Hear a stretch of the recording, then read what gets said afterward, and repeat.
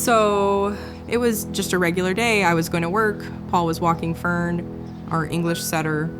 It felt like a really happy day. After we had said goodbye at our corner, we hugged.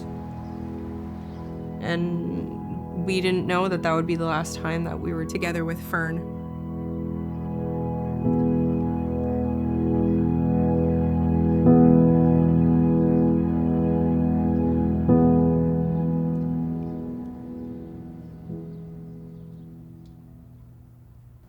You first or me? I'm curious what your story is. So we met online. I had been online for a long time, ready to give up. Irina was, I'll say, freshly single. Yes, and excited to date. You know, I said that I was looking for someone to make me laugh, someone to be my best friend, and I think I said I had a love of dogs on there. Well, that you wanted to open an animal sanctuary. One of my life goals, which still is. So we connected. You had a picture of yourself and Fern, and that's what drew me in initially. Yeah, he asked, "Is that your dog?" I like to joke around and say that Fern was the clickbait.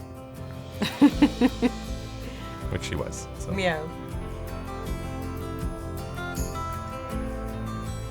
So with both of us being neurodivergent, something that allows us like to feel like ourselves is having that connection to a pet, because a pet accepts you as you are, as your authentic self. You can sing and be goofy and just be super silly and not have to put on a mask for your dog.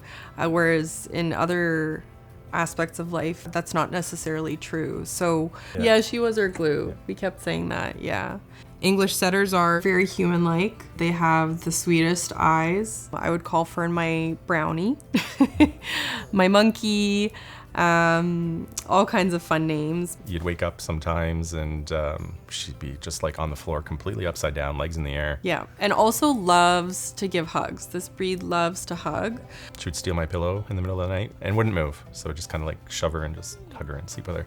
So they're very wanting of human touch, that's for sure. Every weekend we would go to see family in Pickering. It was a routine where Paul would pick her up, even if he was super hot and it was summer. She would sit in his lap. On the GO train. Yeah, on the GO train and look out in the window. So yeah, now when we ride the GO train and the sun is coming in, to me it feels like it's a sign of Fern.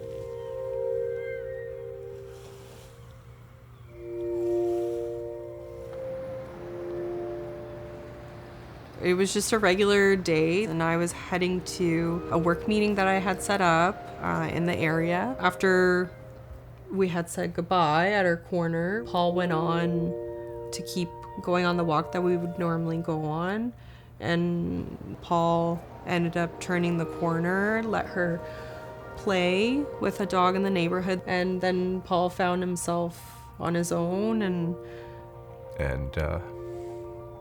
her back leg started to kick, and then her eyes kind of went to the back of her head and she collapsed.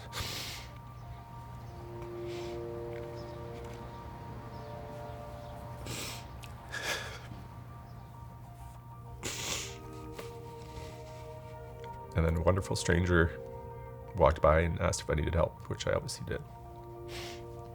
So she started calling the vet clinic. She was still conscious, but didn't know what was happening. She was just laying there and breathing very heavily. I carried her home, took an Uber to VEC South.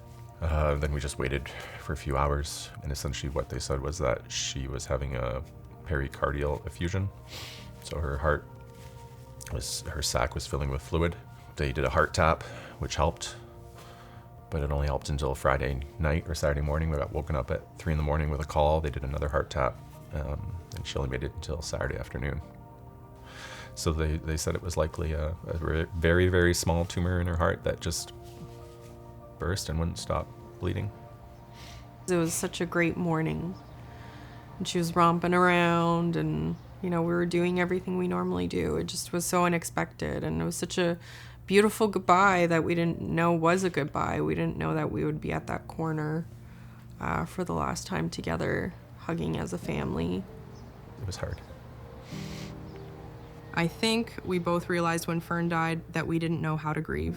And I started to think, who can I talk to that I can ask about resources? There were a lot of emails sent around, but eventually, we found our respective therapists that specialize in this kind of work. In a simple way, our therapist was able to point things out to us that, were right in front of us, but we didn't know, like how to interact with each other, or to be able to say to each other, I'm not feeling the greatest, or this is how I'm feeling about this. So I think she really had a way of making us communicate with each other in a positive way, but also about us being able to imagine ourselves as a family without Fern.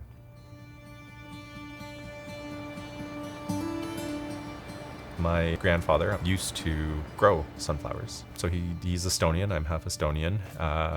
One of his friends came to visit one year and brought sunflower seeds. So they're from Estonia. Some of these sunflower seeds that are still at my parents', that my mom planted in the backyard and that do come up every year, are from Estonia. It's got the family connection there. So we don't have those seeds, but we have 2 sunflower plants that we are going to plant at the community garden, which is where Fern collapsed. We really wanted to physically hold space for Fern. When we walk by there, we think of her. We want to contribute to it and be reminded of the memories that we had with her. She was our sunshine.